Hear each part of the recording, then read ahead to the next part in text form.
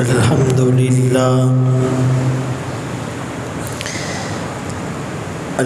لله وكفى والصلاة والسلام على من لا نبي بعده أما بعد فأعوذ بالله من الشيطان الرجيم بسم الله الرحمن الرحيم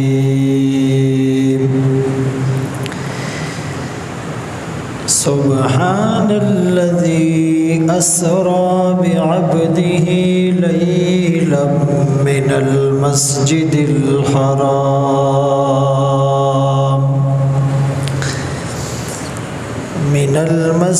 الحرام إلى المسجد الأقصى الذي باركنا حوله لنريه من آياتنا إنه هو السميع البصير. وقال النبي صلى الله عليه وسلم أنا رحمة مهداة بعثت برفع قوم وبخفض آخرين أو كما قال عليه الصلاة والسلام. صدق الله مولانا العظيم وصدق رسوله النبي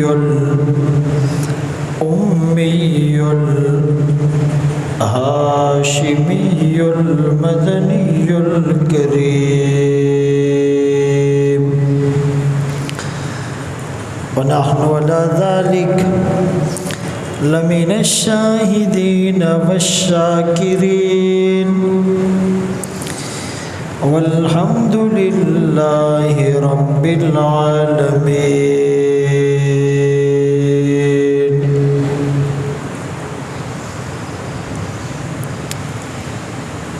باور آنے کو ہے اے اہل کشتی نا خدا چن لے، چٹانوں سے جو ٹکرائے وہ ساحل آشنا چن لے. زمانہ کہہ رہا ہے میں نئی کروٹ بدلتا ہوں، انوکھی منزلیں ہیں کچھ نرالے رہنما چن لے. اگر شمس و قمر کی روشنی پر کچھ اجارہ ہے، کسی بے درد ماتھے سے کوئی تارے ضیاء چن لے. یقیناً اب عوامی عدل کی زنجیر جھٹکے گی، یہ بہتر ہے کہ مجرم خود ہی جرموں کی سزا چن لے. واجب الاحترام عزیزان گرامی، آپ کے سامنے قرآن کریم فرقان مجید کے 15ویں پارے کے سورہ بنی اسرائیل کی پہلی آیت تلاوت کی، اور سرکار دو عالم تاجدار مدینہ محمد مصطفیٰ احمد مجتبیٰ صلی اللہ علیہ وسلم کی حدیث مبارکہ پیش کی. اس آیت میں سفر معراج کا ذکر ہے. جب ہم معراج کے سفر کی بات کرتے ہیں تو 3 بنیادی مقامات ذہن میں آتے ہیں، اور اس میں پہلا مقام بیت اللہ ہے، مسجد حرام۔ یہ سفر شروع مسجد حرام سے ہوا۔ دوسری جگہ بیت المقدس ہے، یعنی مسجد اقصی۔ آقا مسجد حرام سے براق پر سوار ہو کر جبرائیل امین کی معیت میں کوہ طور سے ہوتے ہوئے مسجد اقصی پہنچے، اور پھر مسجد اقصی میں تمام انبیاء کی امامت کرانے کے بعد آسمانوں پر گئے، اور پھر 7ویں آسمان پر سدرۃ المنتہا اللہ کا اتنا قرب پایا کہ فکان قاب قوسین او ادنا، آقا اور اللہ کے بیچ 2 کمانوں سے بھی کم فاصلہ رہ گیا۔ 3 مقامات مسلمانوں کے لیے ایسے ہیں کہ عبادت کی نیت سے اس کا سفر کرنا پسندیدہ اور مستحسن ہے۔ ایک بیت اللہ کی طرف عبادت کی نیت سے سفر کرنا، ایک مسجد نبوی کی طرف عبادت کی نیت سے سفر کرنا، اور ایک مسجد اقصی بیت المقدس کی طرف عبادت کی نیت سے سفر کرنا۔ چونکہ یہ مسجد اقصی تو مسلمانوں کا قبلہ اول ہے، ہجرت مدینہ کے بعد 16 یا 17 مہینے تک آقا اور صحابہ نے حکم ربانی کی تعمیل میں بیت المقدس کی طرف منہ کر کے نمازیں پڑھی اور پڑھائی۔ پھر جس نماز میں آقا کی چاہت کو مد نظر رکھتے ہوئے دوبارہ بیت اللہ کو قبلہ بنانے کا حکم آیا تو اس مسجد کا نام ہی مسجد قبلتین رکھ دیا گیا۔ گویا جیسے مسلمان بیت اللہ کا ادب اور احترام کرتے ہیں اور اس کی طرف منہ کر کے نماز پڑھتے ہیں، اسی طرح بیت المقدس کی طرف بھی منہ کر کے نمازیں پڑھی گئی، اس کا بھی وہی ادب اور احترام ہونا چاہیے۔ اکثر لوگ ادب اور احترام کی وجہ سے والد کو یا استاد کو یا پیر کو یا کسی بزرگ کو قبلہ کہہ دیتے ہیں۔ قبلہ آپ کیسے ہیں؟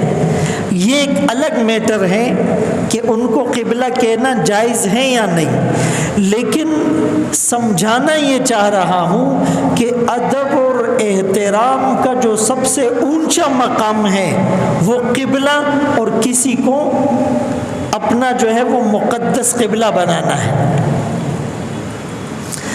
اور یہ جو بیت المقدس میں مسجد اقصی ہے، اقصی کے معنی ہے دور دراز، چونکہ یہ بیت اللہ سے دور واقع تھا اسی لیے اس کو مسجد اقصی کہا گیا، اور اس کا نام القدس، بیت المقدس، مقدس سرزمین، پاک سرزمین۔ یہ پاک سرزمین کیوں کہا؟ اسی لیے کہ اکثر انبیاء کی وہاں قبریں ہیں۔ تاریخی روایات کے مطابق 1000 انبیاء کی قبریں فلسطین اور قرب و جوار میں ہیں۔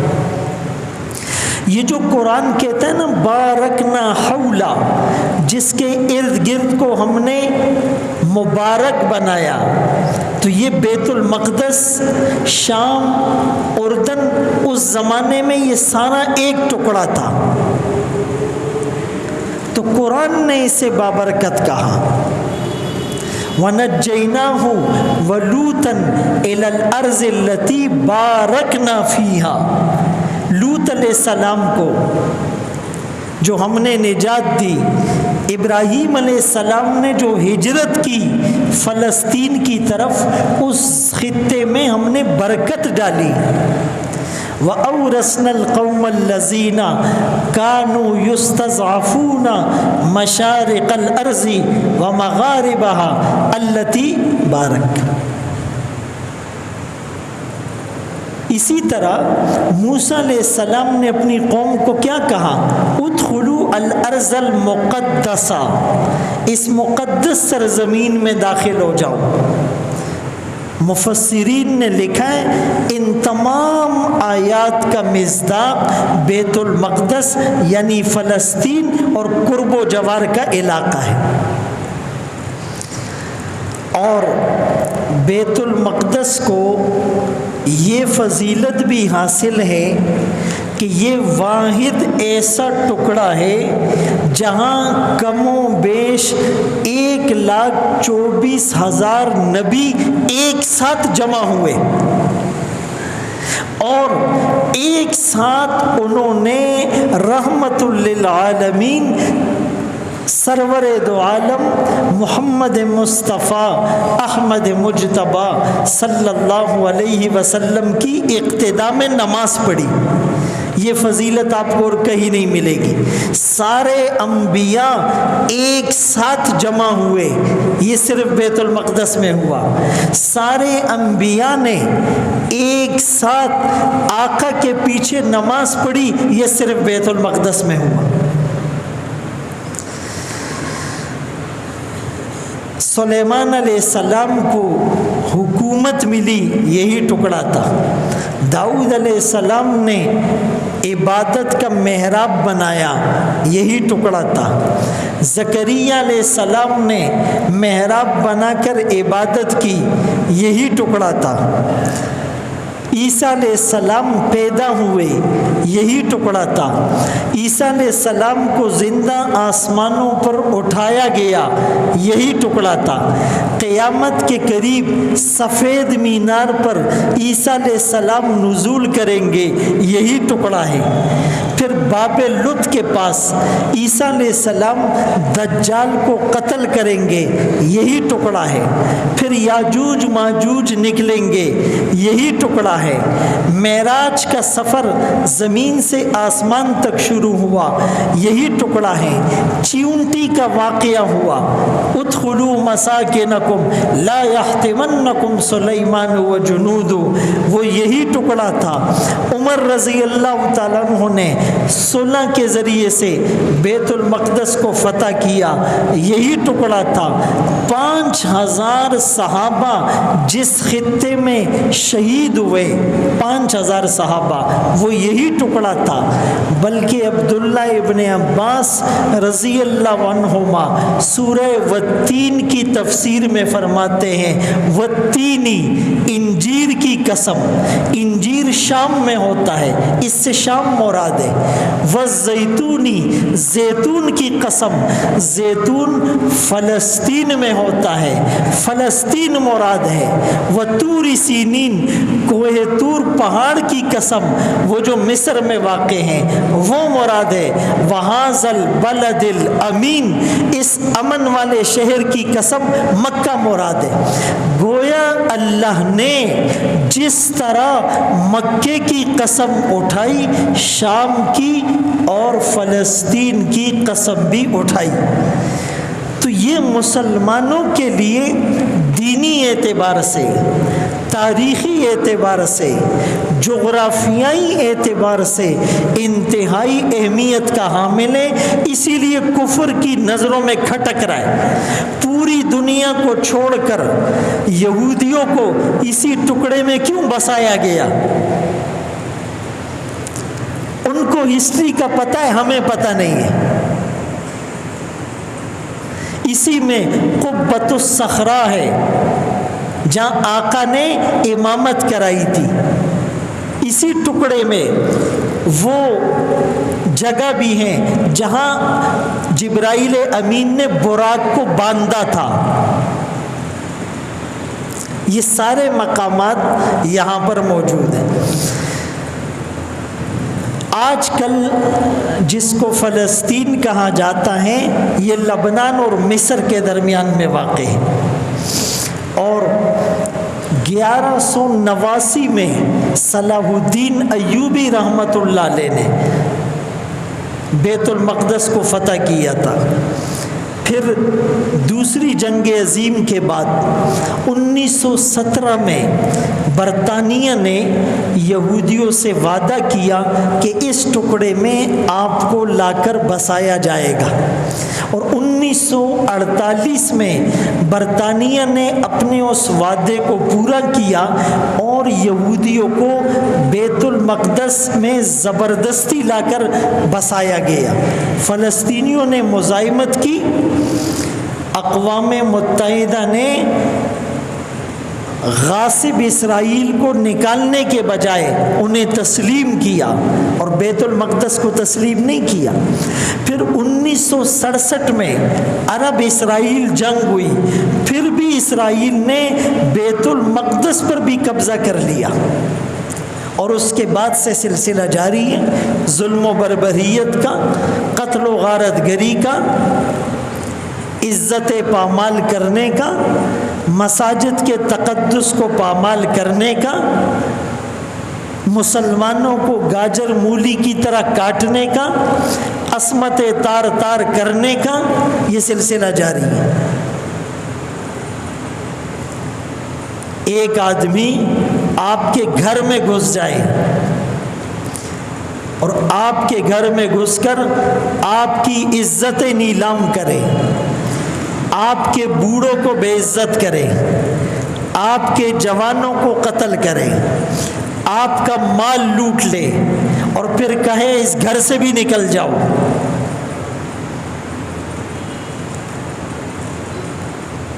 تو یہ وقتی طور پر جنگ بندی ہو گئی، یہ مسئلے کا حل نہیں ہے۔ یہ تو تقریباً جو ہے وہ 72-73 سال ہو گئے، وہ اسی طرح ظلم و بربریت کا اظہار کر رہے ہیں۔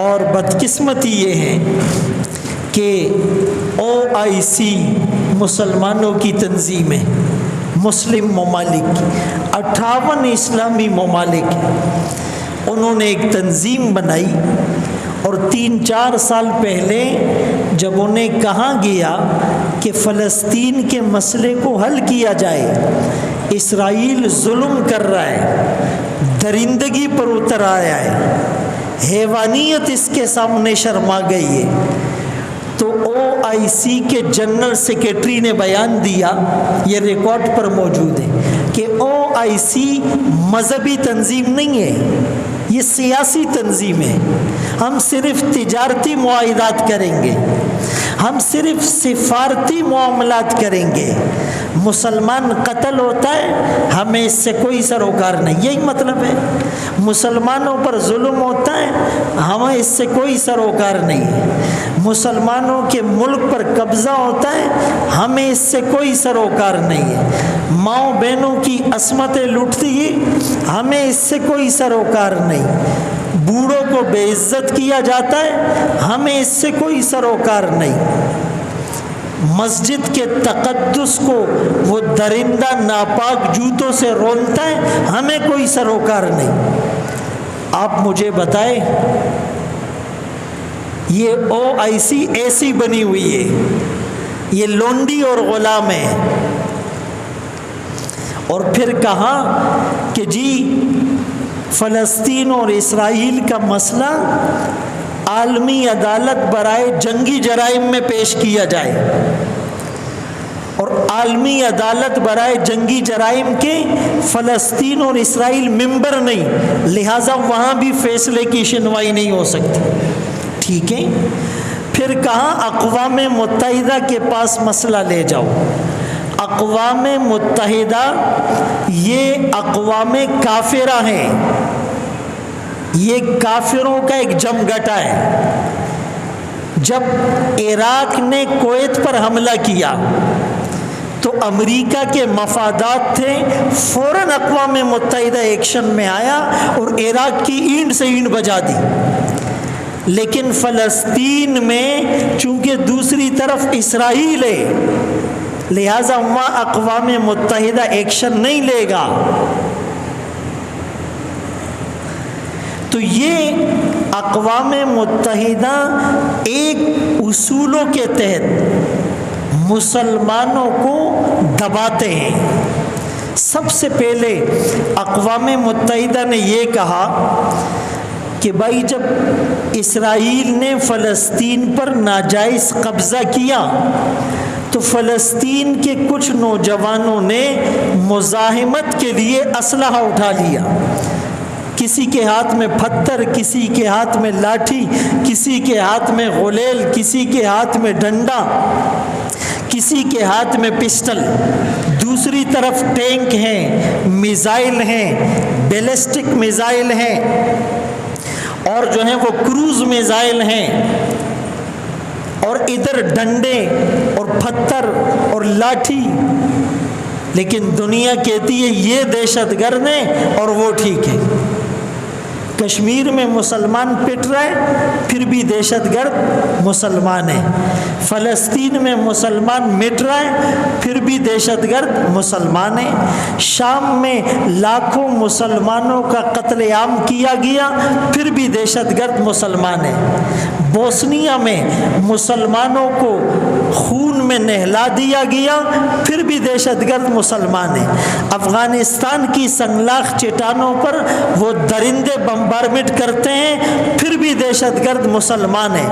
ابھی بیت المقدس میں رمضان میں آخری عشرے میں تاک راتوں میں اعتکاف والوں پر نماز کی حالت میں تلاوت کرتے ہوئے مردوں پر، عورتوں پر، بچوں پر، بوڑھوں پر، جوانوں پر لاٹھی چارج، شیلنگ، بم برسائے گئے پھر بھی دہشت گرد مسلمان ہیں۔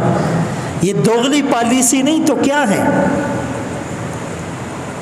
یہ درندگی نہیں تو کیا ہے؟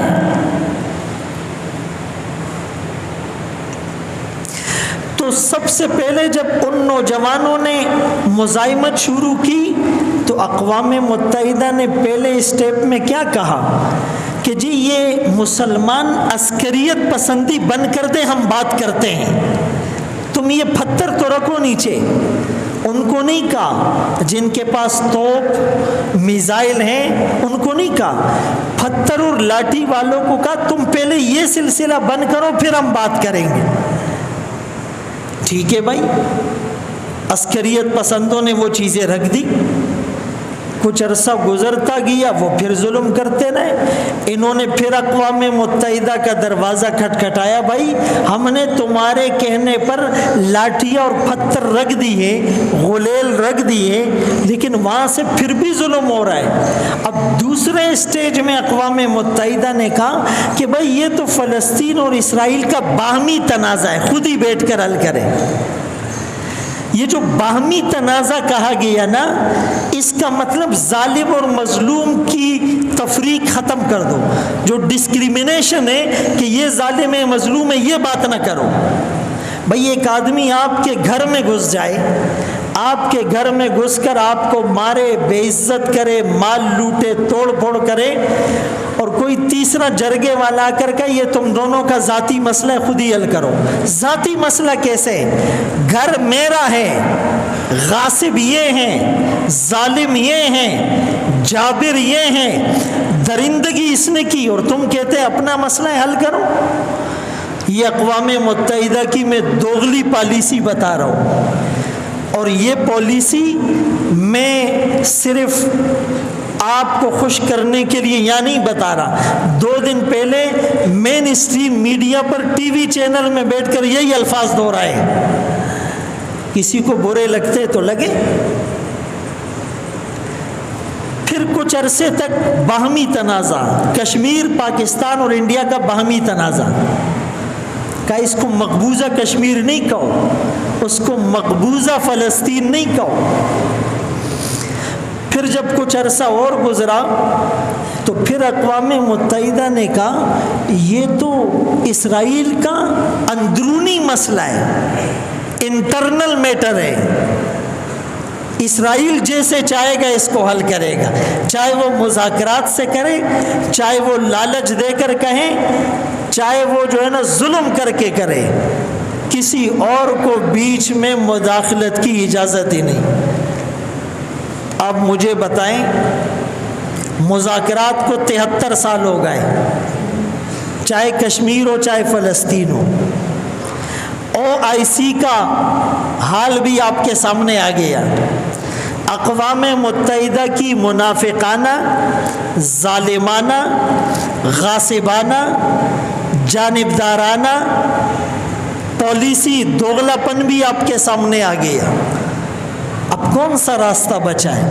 ایک راستہ بچا ہے جو میں نہیں کہہ رہا، جو اللہ کا قرآن بتا رہا ہے، اور وہ ہے جہاد اور قتال۔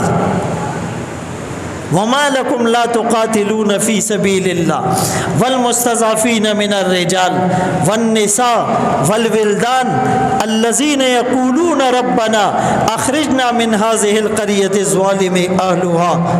کیا ہوا تمہیں؟ تم راہ خدا میں قتال نہیں کرتے، حالانکہ کمزور مرد، معصوم بچے،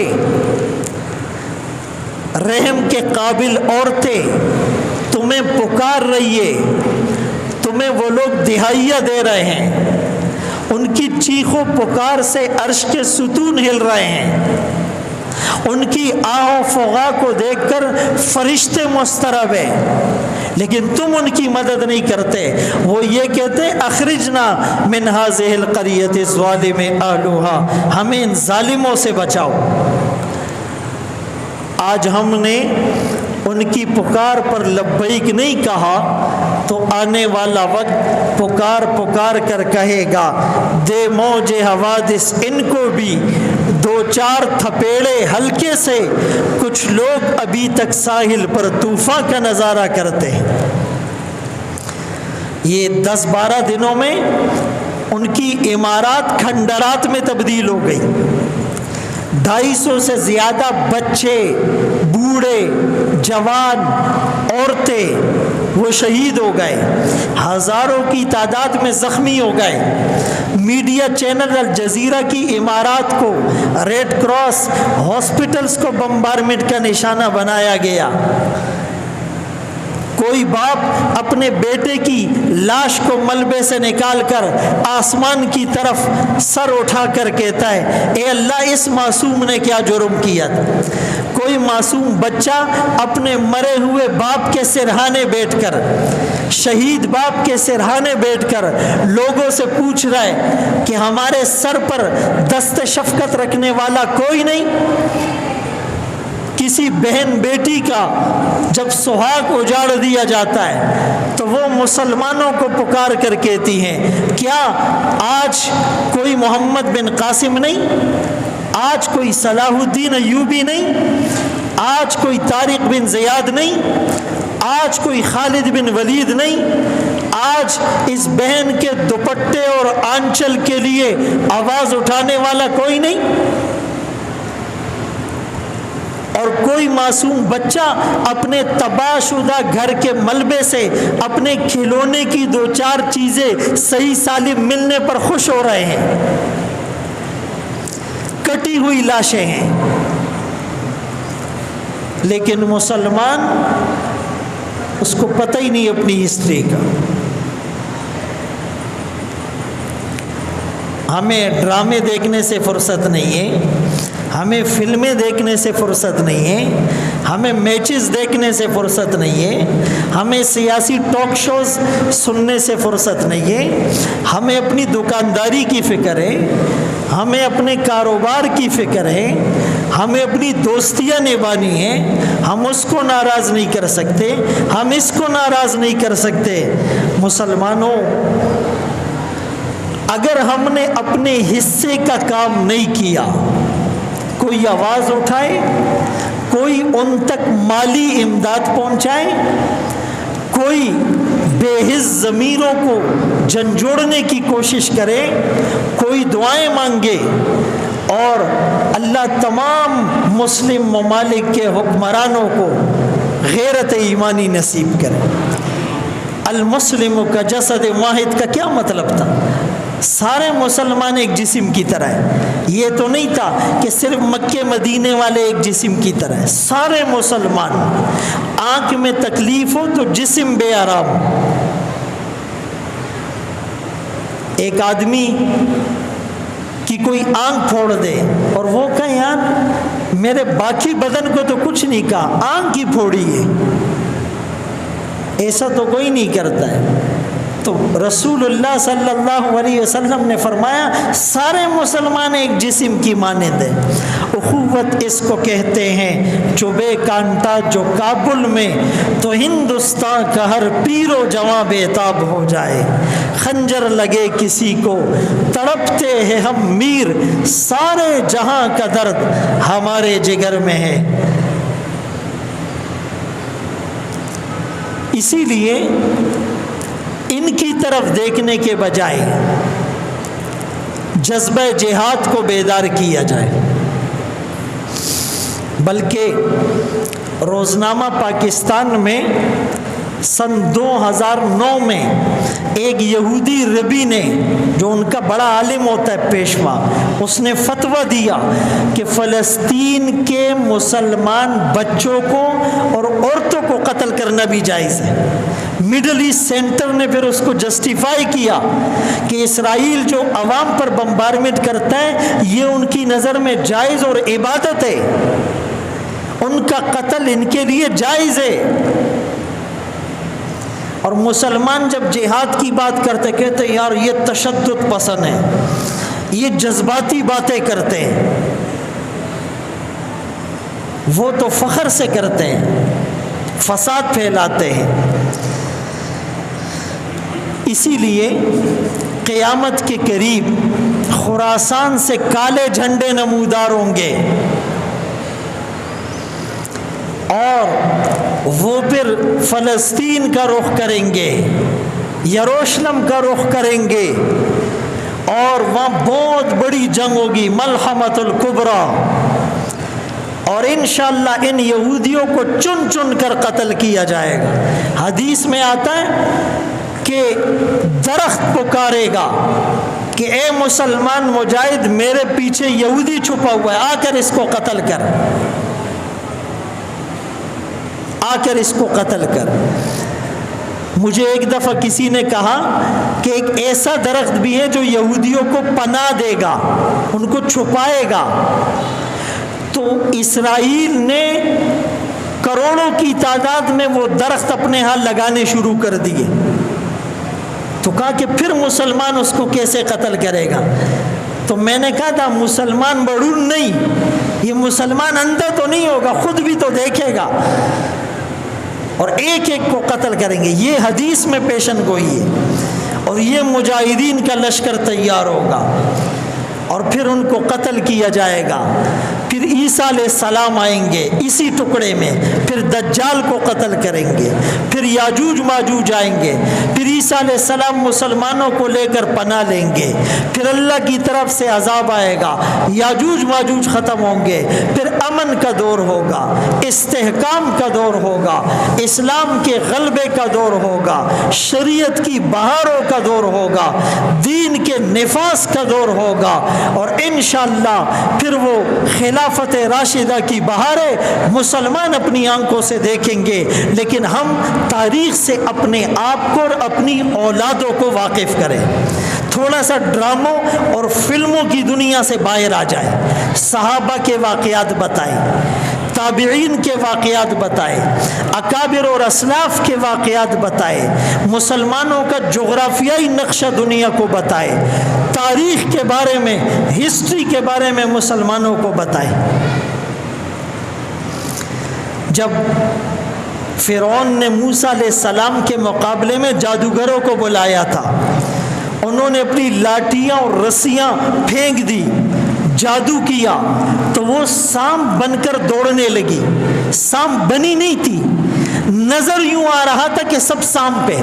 سحروا اعین الناس یخیل الیہ من سحرہم انہا تسعی. تو وہ مصنوعی منظر ایسا تھا کہ موسیٰ علیہ السلام بھی پریشان ہو گئے, پیچھے ہٹنے لگے. اللہ نے فرمایا اقبل ولا تخف, پلٹ کر آئیے, آپ پریشان نہ ہو, غالب آپ آئیں گے. یہ مصنوعی نقشہ آج جو لابنگ ہو رہی ہے, آج جو میڈیا دکھا رہا ہے, آج جو نیوز چینل دکھا رہے ہیں, آج جو سیاستدان آپ کو کہہ رہے ہیں کہ وہ پاورفل ہے, وہ طاقتور ہے, ان کے پاس توپ شکن میزائل ہے, ان کے پاس ریڈار لگے ہوئے, ان کے پاس بہت زیادہ اسلحہ ہے, تم ان سے نہیں جیت سکتے. وہ گریٹر اسرائیل کے خواب دیکھتے ہیں, وہ بگ ورلڈ کی بات کرتے ہیں, وہ سپر ورلڈ کی بات کرتے ہیں. ٹیکنالوجی ان کے پاس ہے, اقوام متحدہ ان کے پاس ہے. نہیں میرے دوستو, یہ وہی نقشہ ہے جو موسیٰ علیہ السلام کے سامنے دکھایا کچھ گیا, لیکن ہوا وہ جو اللہ نے چاہا. آج بھی انشاءاللہ ایسا ہوگا. وَأَنْتُمُ الْأَعْلَوْنَ إِن كُنْتُم مُؤْمِنِينَ, تم ہی غالب آؤ گے اگر مومن بن کر دکھاؤ. لیکن اس سے پہلے رب نے کہا وَلَا تَهِنُوا, تم ہمت نہ ہارو, وَلَا تَحْزَنُوا, تم غم نہ کرو, تم پیچھے نہیں ہٹو, تم اپنی بساط کے مطابق کوشش کرو, غالب تم ہی نے آنا ہے. انشاءاللہ اسرائیل نیست اور نابود ہوگا, تباہ و برباد ہوگا, نشان عبرت بنے گا. ہم ان کے لیے دعائیں کریں, ان کے لیے میڈیا پر آواز اٹھائیں, اپنے حکمرانوں کو بیدار کریں. ابھی سے پرکھو, ہم نے ان کو ووٹ دینا ہے جو آج فلسطین کے حق میں آواز اٹھا رہے ہیں. ہم نے ان کے حق میں ووٹ دینا ہے جو آج کشمیریوں کے ساتھ کھڑے ہیں. ہم نے ان کو حق دینا ہے کہ جو اسلام کی بات کرتے ہیں.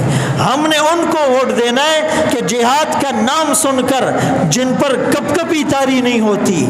یہ موقع ہے. لیکن الیکشن کے دن ہم یہ چیزیں بھول جاتے ہیں, پھر ہم بس ریوڑ کی طرح لگ جاتے پیچھے, یہ ساری باتیں ہم بھول جاتے ہیں. ایسا نہ کرو.